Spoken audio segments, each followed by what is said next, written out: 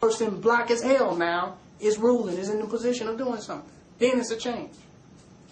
That's the change we're looking for. Until that change has happened, the majority of us is in the same condition.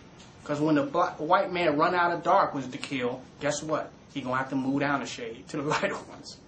That's a fact. So when we change the condition of the darkest among us, we change the condition of the lightest among us. Is that correct?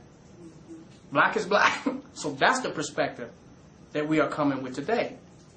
And the black movements that I'm talking about, the Black Panther movement. And you have the old Black Panthers was talking about black is beautiful. And they was talking about black love, and they had more of a black pride that they was talking about. The new Black Panthers have been Arabized. They're under the philosophy and doctrine of another pale man on the planet. The Arab, another pale man. How is it a black supremacist, black nationalist organization, and you are under the pale Arab? The pale Arab is not bleaching his skin. The pale Arab is not getting treated like the black man is getting treated around the world. Just because a few damn Arabs is being killed in Iraq doesn't mean that the Arab Holocaust is on any level near the black people's Holocaust in the world. There's still some Arabs that are eating very good, that have big oil tanks in countries that don't even belong to them because of their pale Arab, white, filthy selves. Go ahead, brother. Do you think that our discipline should be in reference to ancient philosophy or ancient principles that our ancestors have proved to us through time which works, or what didn't work? Well, the thing about it is different things work for different conditions. Our ancestors were not in the specific condition that we are in today. The planet is not even the same as it was today. There's certain herbs and certain things that used to grow in the past that don't grow anymore. Certain things our ancestors used are not even here anymore. Certain animals our ancestors ate are extinct. This is not even the same planet anymore. So we must take from them the best of what we can use, but there's some things that don't work anymore for our condition. And their condition was relevant to the geographic place that they lived in. We are in a new geographical location. And there's new wisdom, knowledge, and intelligence that must be used for that area, that condition, and that time. Even Africa, our ancestors had to migrate often because Mother Nature was coming at them. So they had to migrate from droughts and where there were no animals and plants. So their culture continuously changed due to the condition that they were that they were in. So we have to use the intelligence in our DNA to respond to our condition, to make the wisest decisions for our culture and for our liberty in this day and time. When you used the word discipline throughout the lecture, is that synonymous with commitment? Absolutely. Because there is no discipline without commitment. You have to be committed to something, and then your ability to maintain your commitment is discipline. That's what discipline is, the ability to maintain your commitment. So could you perhaps be committed to others without first being committed to yourself? No, you cannot. You have to be committed to what your real life is, what you're really about. And then your commitment to that is reflected in your commitment to others. Mm-hmm. Matter of fact, you can have no commitment to others without having self-commitment. And your commitment to others is based on self-commitment.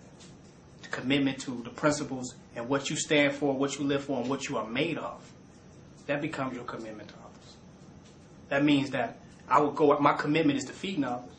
A homeless person might spit in my face, but I'm still committed to feeding them. But if my commitment was to them, I would have a problem. You see what I'm saying? So self-commitment is the strongest commitment that exists. But your commitment to others, your commitment to self, will be seen in your commitment to others. Because nobody is an island to themselves. So you cannot have commitment alone.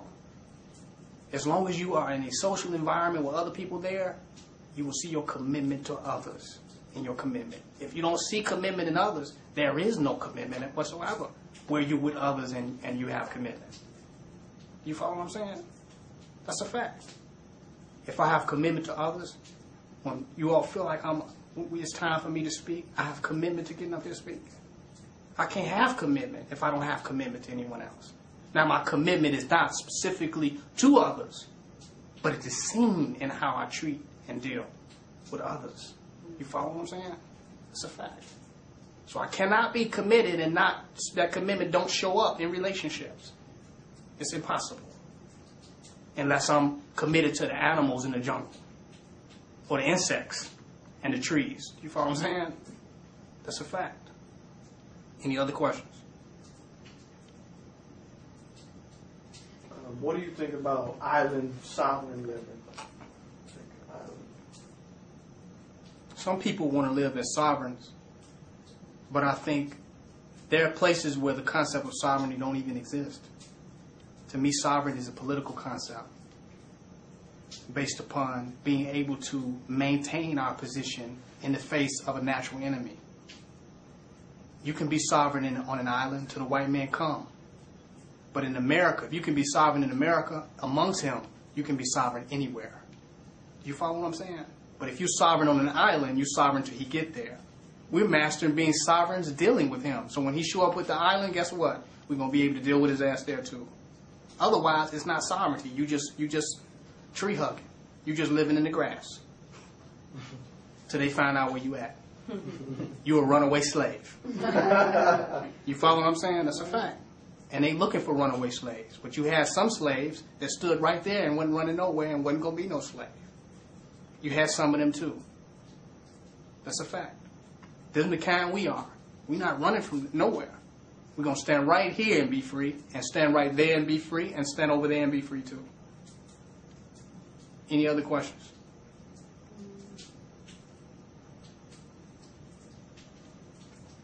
And I wanted to talk about capital versus capitalism. If you watch a movie called Spooked and Set by the Door, which is a movie I suggest everybody watch. I know the author of the movie personally. The author, a powerful brother, Sam Greenlee. But the movie is a lot of lessons in that movie. You gotta use whatever you can use. Don't be dependent on nothing. Capitalism is a dependency on the white man. The use of capital, where it is available, is not dependence on the white man. The use of apples where they're available, the use of grapes, the use of anything that is available is not dependency. Do you follow what I'm saying? So we can use whatever is available without depending on the white man. That's a fact. And our inability to use what is available is a problem. If we can't use what is available properly, we have a problem. That's a fact. If yen is available, if the American dollar is available, if gold is available, silver, whatever is available that can be used without going into the enemy, getting behind enemy lines, getting trapped, becoming dependent, becoming a clone and a drone of white supremacy, anything that can be used in those purposes should be used, well, no matter what it is. Wood, houses, vehicular contraptions, technologies, whatever you can use that is available, use it.